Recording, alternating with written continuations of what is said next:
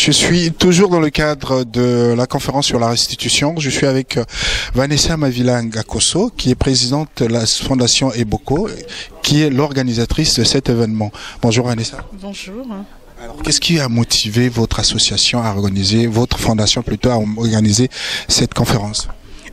Alors, ce qui m'a motivé, c'est le fait de voir les jeunes se désintéresser de leur histoire, de leur patrimoine. Donc, j'ai créé cette fondation-là dans ce cadre-là. Donc, celle de lutter justement pour la préservation des us et coutumes, des traditions africaines, et surtout pour la vulgarisation de l'histoire, la vraie, de l'Afrique, et pour la promotion de notre patrimoine, promotion et préservation. Et vous estimez que les œuvres d'art africaines spoliées pendant la colonisation doivent rentrer en Afrique? Je pense que oui, je pense qu'on devrait récupérer ces œuvres-là dans un premier temps parce que justement nos jeunes enfants, nos frères qui sont en Afrique ont besoin d'être en contact avec ces objets pour connaître véritablement leurs histoires. Et puis je pense que ça ne peut pas se faire du jour au lendemain comme ça.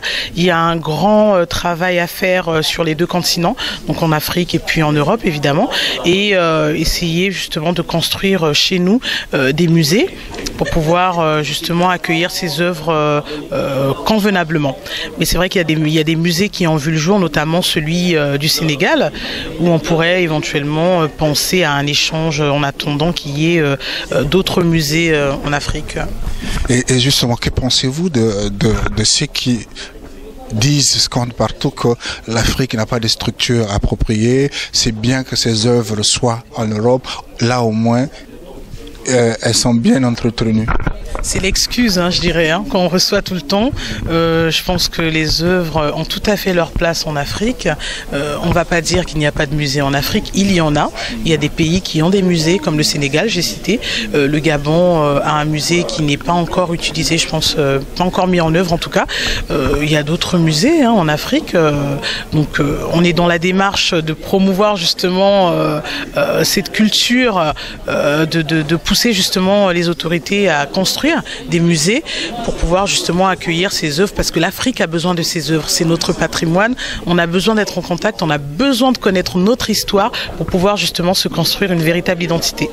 Et justement, vous êtes porteuse, vous en tant que, ou bien la fondation, d'un projet Eco Aqua Eboko Village. Est-ce que vous pouvez nous en parler succinctement? Oui, bien sûr. Alors c'est un projet qui est né déjà depuis un moment.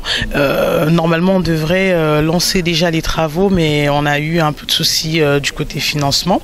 Là on est en train d'établir la première case cabane. Donc je vais vous parler un peu de ce projet. C'est un projet écotouristique qui est situé au port de l'Équateur, donc à Eboko, proche de Makwa. Et nous allons construire des cabanes en bambou. Donc comme je vous ai dit tout à l'heure, on est en train d'élaborer la première cabane. Donc ce sera la cabane témoin, donc une cabane en bambou suspendue, sur pilotis comme on dit, et ce sera des cabanes, comment dire, qui rappellent un peu, on s'est inspiré un peu des cabanes des pygmées, voilà, donc elles seront recouvertes de paille, puis avec une structure, comme je vous ai dit, en bambou, et l'intérieur sera tapissé de raffia. Okay. Et donc cette première cabane sera construite, il y a une période où on peut se dire que dans un mois? Oui, à peu près, on peut parler d'un mois, parce que là on établit, c'est juste une cabane témoin pour pouvoir justement s'inspirer et voir si on a des modifications à faire par la suite. Voilà. Merci Vanessa. Merci.